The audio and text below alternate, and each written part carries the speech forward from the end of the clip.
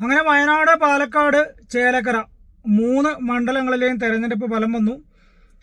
അപ്രതീക്ഷിതമായിട്ടൊന്നും സംഭവിച്ചില്ല, പ്രതീക്ഷിച്ചത് തന്നെ സംഭവിച്ചു. ആകെയുള്ളൊരു കാര്യം എന്ന് പറഞ്ഞു കഴിഞ്ഞാൽ പാലക്കാട് BJP ഒരു ശക്തമായ മത്സരം കഴിഞ്ഞ തവണ കൊടുത്തിരുന്നു. പക്ഷേ ഇത്തവണ BJPക്ക് അത്ര കണ്ട് ഒരു ശക്തമായ മത്സരം എന്ന് പറഞ്ഞൊരു സാധനം കൊടുക്കാൻ പറ്റിയിട്ടില്ല എന്നുള്ളതാണ് എൻ്റെ ഒരു കാഴ്ചപ്പാട്. അതിൻ്റെ കുറച്ച് കാര്യങ്ങളുണ്ട്, അതൊക്കെ പറയാം. ആദ്യം നമുക്ക് വയനാട്ടിൽ നിന്ന് തുടങ്ങാം. വയനാട്ടിൽ രാഹുൽ ഗാന്ധി 2 തവണ മത്സരിച്ചു. കഴിഞ്ഞ തവണ 2 മണ്ഡലങ്ങളിൽ മത്സരിച്ച് 2ഇടത്തും ജയിച്ചതുകൊണ്ട് വയനാടിനെ വളരെ നൈസായിട്ട് കൈയൊഴിഞ്ഞു. അങ്ങനെ നൈസായിട്ട് വയനാടിനെ കൈയൊഴിഞ്ഞപ്പോൾ പ്രിയങ്ക ഗാന്ധി വന്നു. സ്വാഭാവികമായിട്ടും പ്രിയങ്ക ഗാന്ധിയുടെ ആദ്യത്തെ തെരഞ്ഞെടുപ്പ് മത്സരം എന്ന രീതിയിൽ കേരളത്തിൽ വന്ന് മത്സരിക്കുമ്പോൾ ഉറപ്പായിട്ടും പ്രിയങ്ക ഗാന്ധിയുടെ ഭൂരിപക്ഷം കൂട്ടുക എന്നത് കേരളത്തിലെ കോൺഗ്രസിൻ്റെയും അതോടൊപ്പം തന്നെ UDFിൻ്റെയും ഒരു ബാധ്യതയായിരുന്നു. അവർ വളരെ മനോഹരമായിട്ട് അവിടെ പ്രവർത്തിച്ചു. എല്ലാ ബൂത്ത് തലത്തിലും വീടുകൾ കേന്ദ്രീകരിച്ചൊക്കെ നന്നായിട്ട് അവർ പ്രവർത്തിച്ചതിൻ്റെ ഫലമായിട്ട് നല്ല ഭൂരിപക്ഷത്തിൽ, മികച്ച ഭൂരിപക്ഷത്തിൽ പ്രിയങ്ക ഗാന്ധിയെ വയനാട്ടിൽ നിന്ന് പാർലമെന്റിലേക്ക് എത്തിച്ചിട്ടുണ്ട്. ഇതിനു മുൻപും രാഹുൽ ഗാന്ധി മത്സരിച്ചപ്പോഴൊക്കെ വലിയ ഭൂരിപക്ഷത്തിലാണ് അവിടുത്തെ വയനാടിൻ്റെ ലോക്സഭാ മണ്ഡലത്തിലെ ജനങ്ങൾ അവരെ പാർലമെന്റിലേക്ക് അയച്ചത്. സ്വാഭാവികമായിട്ടും പ്രിയങ്കയ്ക്കും വലിയ ഭൂരിപക്ഷം എന്നത് അപ്രാപ്യമായ കാര്യമൊന്നും ആയിരുന്നില്ല. അത് ഉറച്ച മണ്ഡലമാണ് കോൺഗ്രസിനെയും UDFിനെയും സംബന്ധിച്ചിടത്തോളം വയനാട്. അതുകൊണ്ട് തന്നെ പ്രിയങ്ക വളരെ സിമ്പിളായിട്ട് നൈസായിട്ട് അങ്ങ് നടന്നു കയറിയിട്ടുണ്ട്. പിന്നീട് രണ്ടാമത്തെ മണ്ഡലം എന്ന് പറഞ്ഞു കഴിഞ്ഞാൽ ചേലക്കരയാണ്. ചേലക്കര CPMനെ സംബന്ധിച്ചിടത്തോളം LDFിനെ സംബന്ധിച്ചിടത്തോളം സിറ്റിംഗ് സീറ്റാണ്. രാധാകൃഷ്ണൻ മന്ത്രിയായിരുന്ന ആള് ആ സീറ്റ് രാജിവെച്ച് അദ്ദേഹം ലോക്സഭയിലേക്ക് പോയി.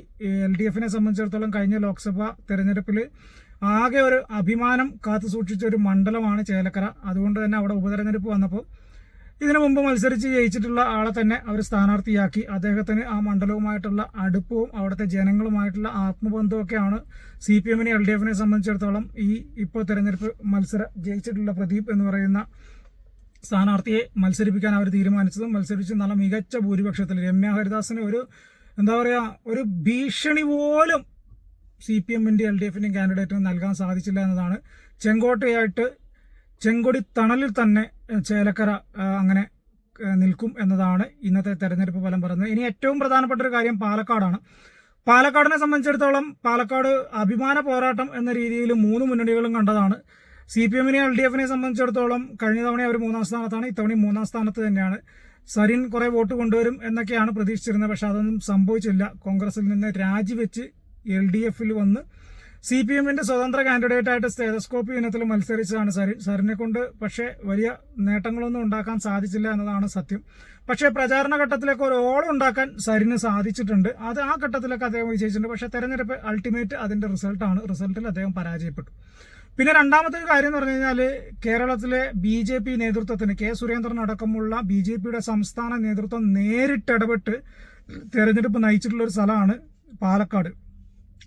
CK എന്ന് വിളിക്കുന്ന C കൃഷ്ണകുമാർ അവിടെ ജയിക്കുമെന്നും 500-നും 1000-നും ഇടയിലുള്ള വോട്ടിന്റെ ഭൂരിപക്ഷത്തിൽ അവസാന ഘട്ടത്തിൽ കയറും എന്ന് ഇന്നലെ രാത്രി വരെ BJPയുടെ കണക്ക് കൂട്ടലുകളിൽ പറഞ്ഞതാണ്. പക്ഷെ ഇന്ന് ആദ്യഘട്ടത്തിൽ പോസ്റ്റൽ വോട്ടുകൾ വന്നപ്പോൾ കുറച്ച് മുൻകൈ കിട്ടിയതല്ലാതെ അതിനുശേഷം ഓരോ റൗണ്ട് കഴിഞ്ഞപ്പോഴും രാഹുൽ മാങ്കൂട്ടത്തിലിന് കൃത്യമായ മേൽക്കൈയോടുകൂടെ കഴിഞ്ഞ തവണ ശ്രീധരനോട് മത്സരിച്ച് നേരിയ വ്യത്യാസത്തിൽ ഷാഫി കടന്നുകൂടിയതുപോലെയല്ല ഇത്തവണ രാഹുൽ മാങ്കൂട്ടത്തിൽ ജയിച്ചു കയറിയിരിക്കുന്നത്. രാഹുൽ മാങ്കൂട്ടത്തിൽ അങ്ങനെ ഒരു MLA ആയി എന്നതുകൂടി ഈ തെരഞ്ഞെടുപ്പിന്റെ പ്രധാനപ്പെട്ട ഒരു കാര്യമാണ്. ആദ്യമായിട്ടാണ് രാഹുൽ മാങ്കൂട്ടത്തിൽ ഒരു പൊതു തെരഞ്ഞെടുപ്പിനെ, അതായത് നിയമസഭയിലേക്കുള്ള ഒരു തെരഞ്ഞെടുപ്പ് നേരിടുന്നതും MLA ആയിട്ട് ഇപ്പോൾ നടന്ന് കയറിയതും രാഹുൽ മാങ്കൂട്ടത്തിൽ വളരെ മികച്ച ഒരു വിജയം തന്നെയാണ്.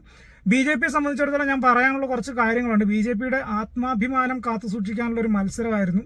കാരണം പാലക്കാട് നഗരസഭ BJPയുടെ കയ്യിലാണ്. പക്ഷേ ആ നഗരസഭയിലെ ഭരണത്തിനെതിരെയുള്ള ഒരു വികാരം എന്ന് പറയുന്നത് അത് ഭയങ്കര വ്യാപകമായിട്ടുള്ള എതിർവികാരമുണ്ട്, ഭരണവിരുദ്ധ വികാരമുണ്ട്. അത് ഈ തെരഞ്ഞെടുപ്പിൽ ഫലിച്ചിട്ടുണ്ട്. പാലക്കാട് നഗരസഭയിൽ ഉൾപ്പെടെ BJPക്ക് വോട്ട് കുറഞ്ഞു. പിന്നെ രണ്ടാമതൊരു കാര്യം എന്ന് വെച്ച് കഴിഞ്ഞാൽ അവിടുത്തെ നേതൃത്വത്തിന്, ജില്ലാ നേതൃത്വത്തിനെ മൈൻഡ് ചെയ്യാത്ത സ്ഥാനാർത്ഥിയുടെ ഭാര്യയും, സംസ്ഥാന നേതാക്കൾ വരെ വന്ന പരിപാടികളിൽ സ്ഥാനാർത്ഥിയുടെ ഭാര്യ മിനിമോള് കയറിയിരുന്നു, നേതാക്കൾക്ക് ഇരിക്കാൻ സ്ഥലം കൊടുത്തില്ല എന്നൊക്കെ പറഞ്ഞിട്ടുള്ള വലിയ ഇഷ്യൂസ് നടക്കുന്നുണ്ട്. ഇനി പാലക്കാട് BJPയിൽ ഉണ്ടാകാൻ പോകുന്നത് വലിയൊരു പൊട്ടിത്തെറിയായിരിക്കും. അതിൽ യാതൊരു സംശയവും വേണ്ട.